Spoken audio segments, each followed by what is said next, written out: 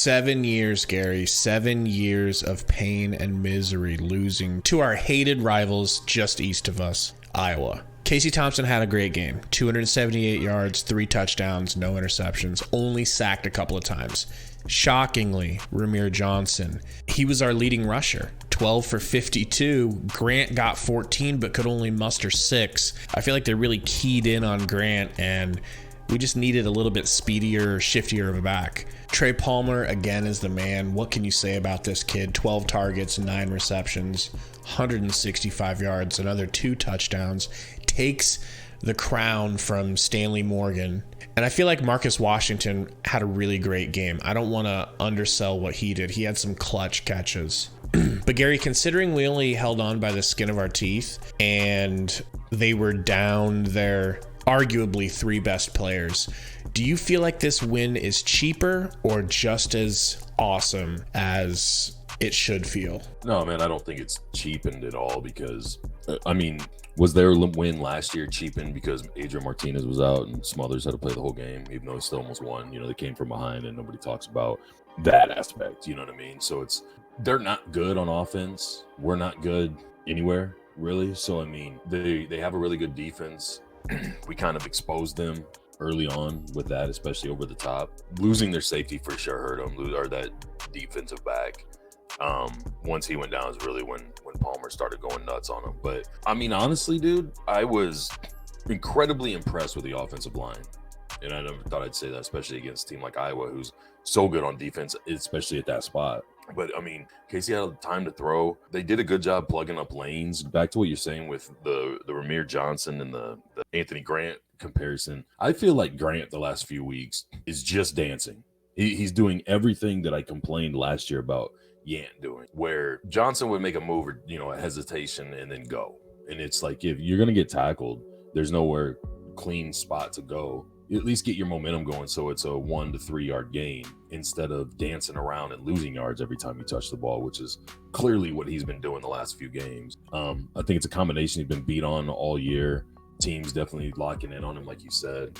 I don't think that the win is cheapened because all you've heard all year is they're supposed to be the better. They were supposed to win the West today. You know what I mean? They're supposed to be playing in Indy now. And unless, Purdue and Illinois lose. So, I mean, they had a lot more on the line. They've obviously been the better team throughout the year. They had the better record. They still had a chance to win the West. And hurt, banged up, and different. You know, we've had guys banged up and out, not use that or been able to use that as an excuse. So I'm sure there'll be an excuse, you know, if we'd have had any 1 or 2 of those guys, especially as close as it got. But I don't know, man. What do you think? It would have meant a lot more to me had they had their best players, but considering all things, you're right. They didn't think for 1 second they were going to lose this game just because they had their backup quarterback. But what made me feel early in the game like we had a significant shot, and it really was just a feeling, kind of a deja vu. Remember when we lost Vokalek, how much that hurt our offense? And it seemed like he was obviously so important for our game against Northwestern. And then once we lost him, our offense was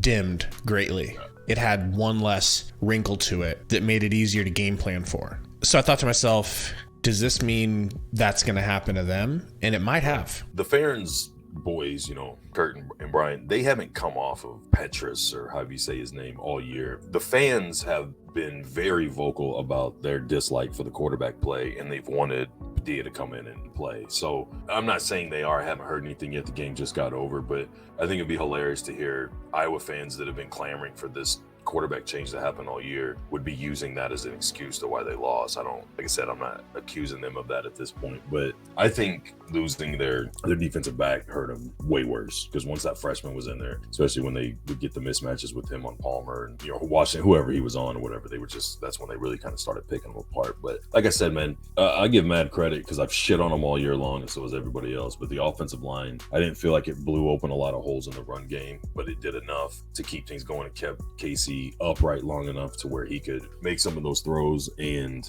Casey could have had another deep touchdown too if Martin gets both of his hands up and gets turned around a little bit quicker on that one play towards the end of the game by the sideline. So, I mean, I thought it was just a good game.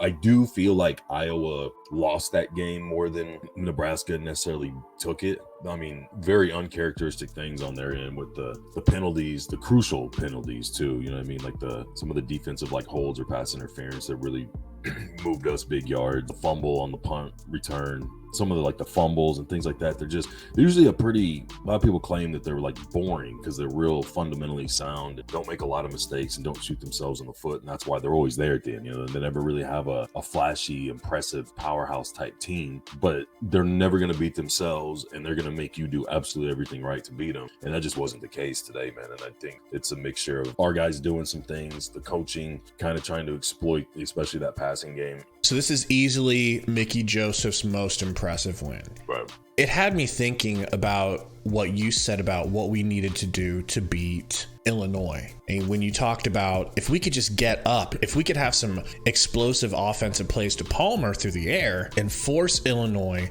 to pass, that's what they're not good at. And we need to get them into a passing situation and make them pass. I feel like that's what happened today. Do you feel like this win makes it tougher to let Mickey go, or has that ship sailed? Well, I think it's a combination of the ship has sailed, and I don't think he necessarily coached a great game to a win. And I know that probably doesn't make sense. You know, a lot of people will probably argue with that, but the mismatches that were found and exploited is why we won. You know what I mean? To me, there was still questionable play calling as far as the end of the half, just being so concerned with not letting them get the ball back that you essentially left at least a field goal on the board. You know what I'm saying? Like they could have pushed it, done a little bit of time management, and you knew they were going to make a run in the second half. I feel like there were multiple occasions where they were worried about time left on the clock more so than they needed to over the point. You know, like I agreed. I was watching the game with my wife and she said something about that first field goal we got to make it 10. Why don't they go for it? They're down there. If you turn it over, they get it. And it's like, I understand that. And I know the announcers were talking about it, but Iowa is not designed. I say you do that if it's 0-0 and you do that if you're playing, you know, half of the other teams that we've played this year. Iowa is not designed to score points in bunches, you know, or to score quickly, you know, and that's what they kept saying. They're not built to come to play from behind. So it's like that field goal is as important as a touchdown would, you know what I mean? Like now they have to score 2 more possessions, which they usually only score on 3 possessions a game or whatever it is. And now you make it to where they for sure have to do that just to get back up on there, and you're not done. The game just started. You know what I'm saying? So like I understood that, but I didn't understand not trying to at least get a field goal at the end of the first half. I didn't understand a couple of the 4th and like 1s or 2s. Everybody does that quarterback sneak now where you've got like a fullback and a running back or an H-back comes up or whatever and pushes from behind. And I don't think I've ever seen a team not get the first down running that play. I don't understand why the 4th and 1 punt hasn't been completely taken out of pro and college football, because it seems like that play is unstoppable. So I don't know. There was just things like that and a lot of different times where even when we're on 3rd and longs, like I understand you want to try and keep the clock going, but the short little dump off pass if you're passing, but other than that, still running when they're up there. It's just, I didn't feel like it was creative enough. I thought getting Trey involved in different areas was creative play calling. Recognizing and exploiting the mismatches was good play calling. But just overall, I think it almost put more of an emphasis of, hey, if you don't have a crazy mismatch where you've got a guy that's way better than other guys, the coaching isn't going to be game changing. You know, you're not going to win a few games that probably you shouldn't based on the coaching. You're going to have to be better, you know, at exploitable areas or whatnot. And I think even had he coached better to my liking, you know, so a lot of people might say wins all that matters for the coaching. I'm saying even if he had coached better and say we blew him out, I still think it's too late. The ship has sailed. Obviously, we hear the talks of rule and all that stuff going on. It sounds like Trev's already got his mind made up who he's getting anyways. This game was, the guy's probably hired already, and as a formality and respect to Mickey and the rest of the kids, Trev's purposely waiting until tomorrow to make the announcement. So no, long-winded answer. I don't think this made much of an impact at all. I think they've already redone his contract to where it's in there. He gets to stay no matter who the coach is that comes. I think that's going to be up to him, more so than somebody trying to get him to leave and pay his buyout, especially with what he can do with recruiting and developing guys. You look at that receiving core right there that pretty much won the game for you today, and that's proof in itself. So my concern though is, one, knowing you're about to go through a rebuild and the possibility of Mickey leaving. Are we going to lose anybody in the transfer portal? Obviously, if Mickey leaves, we're going to lose a handful of guys, and we're going to lose some of the recruits we've already got. But if he stays and it's a rebuild type situation, do you think any of these guys transfer to leave? I don't think we have anybody that's a clear top 3 or 4 round draft pick. Unless somebody thinks they can really polish something up and find something that wasn't put on film. I wonder about that a little more than, to me, Mickey's gone and we're going to hear who the coach is tomorrow morning. So I don't know. To me, I'm just kind of like, well, who's going to still be on the roster? Well, we're definitely going to get into the coaching stuff more. Hopefully even tomorrow we'll have some more concrete news. But let's just enjoy this win. This win is awesome. Beating Iowa feels good. Tell us what you think in the comments. How are you enjoying this win versus Iowa? Hit the like button for us. We'll see you next time. Go Big Red.